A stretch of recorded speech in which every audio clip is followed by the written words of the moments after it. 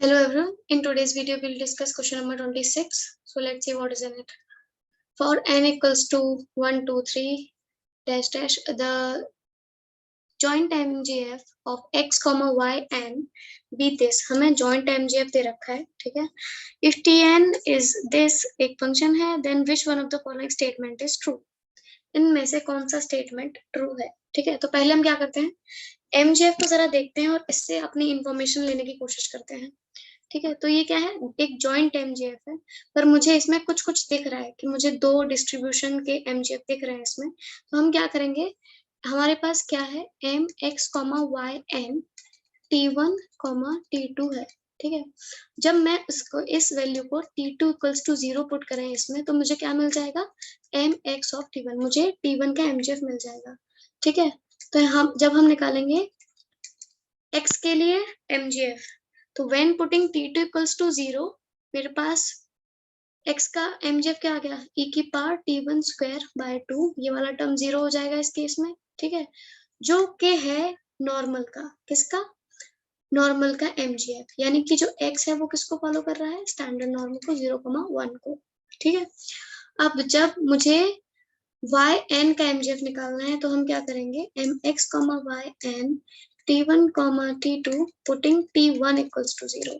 ठीक है, अब हम T1 को 0 पुट करेंगे, तो m of yn of T2 यानी कि yn के लिए mgf क्या आया, mgf yn के लिए आ जाएगा, पुटिंग T1 इक्वल्स टू 0, ये वाला टर्म 1 हो जाएगा, दिस इज 1 माइनस ये वाला टर्म 1 हुआ था उसके, इसमें शायद मैंने 0 बोल दिया था, पर इट इज 1। ठीक है, ये हो जाएगा 1 minus 2T2 minus n by 2 की पावर माइनस n बाई 2, और ये किसका mgf है, ये mgf है काई स्क्वायर n का। इसका मतलब क्या हुआ कि जो yn है वो फॉलो कर रहा है काई स्क्वायर n को। ठीक है, अब इससे हमें एक और चीज मालूम पड़ती है कि ये दोनों जो फंक्शन है mx, yn T1, T2 is equals to mx T1 into myn of T2. So these two are independent. ये कैसे हैं दोनों, इंडिपेंडेंट है, because they can be represented in this form. ठीक, अब आते हैं Tn पे बात कर लेते हैं। हमारे पास Tn क्या है, हमारे पास Tn है root N X upon root Y N. अगर मैं इसको ऐसे लिखना चाहूँ, x upon root Y N by N. ठीक है, वेयर हमने ये निकाल लिया कि जो x है वो हमारा नॉर्मल 0,1 को फॉलो कर रहा है, और जो yn है वो chi square with degree of freedom n को फॉलो कर रहा है। जब भी ऐसा हो तो ये कौन सा डिस्ट्रीब्यूशन होता है, ये होता है टी डिस्ट्रीब्यूशन।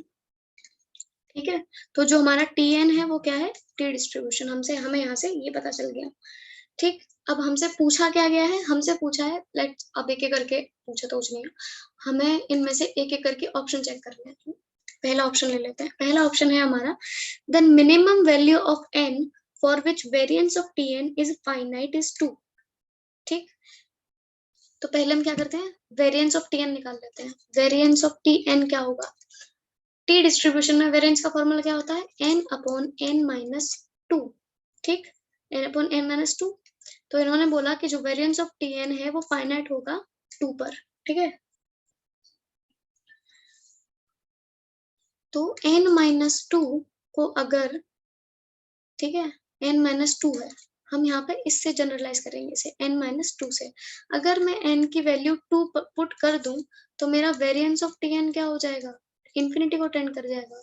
और ये यहाँ पर क्या कर रहे हैं कि जब हम n की वैल्यू 2 रखेंगे तो वेरिएंस ऑफ Tn फाइनाइट हो जाएगा। तो ये हमारा केस क्या हो गया, ये हमारा ऑप्शन हो गया गलत, क्योंकि जब हम n की वैल्यू 2 पुट कर रहे हैं तो हमारा वेरिएंस ऑफ Tn इनफाइनाइट को टेंड कर जाएगा, क्योंकि 2 upon 2 minus 2 is equals to 2 upon 0, which is something upon 0 is tending to infinity.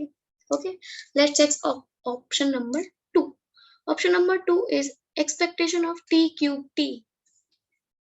Expectation of t cube 10 actually. ठीक है, अब ये है मोमेंट्स का खेल।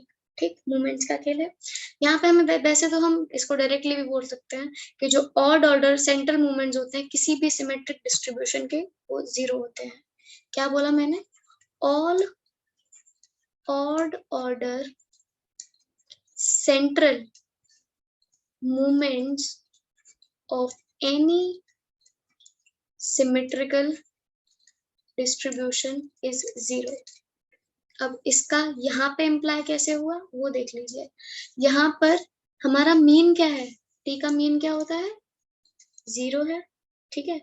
t का मीन 0 होने का मतलब क्या है कि जितने भी मूवमेंट्स कैसे होते हैं हमारे पास, एक तो होते हैं अबाउट ओरिजिन, ठीक है, और दूसरा होता है अबाउट मीन। तो इस केस में अबाउट ओरिजिन और अबाउट मीन दोनों ही इक्वल है, क्योंकि हमारा मीन भी क्या है, 0 है। तो हमारा मूवमेंट्स की बात करें तो μ3' और μ3 दोनों ही इक्वल है, ठीक है। तो इस चीज say that all odd order central movements of symmetrical distribution is 0, तो expectation of t cube t क्या होगा, 0, लेकिन उन्होंने क्या दे रखा है, 10, so this option is also wrong. अब देखते हैं third option, which is variance of x plus y 4 equals to 7 बोल रखा है।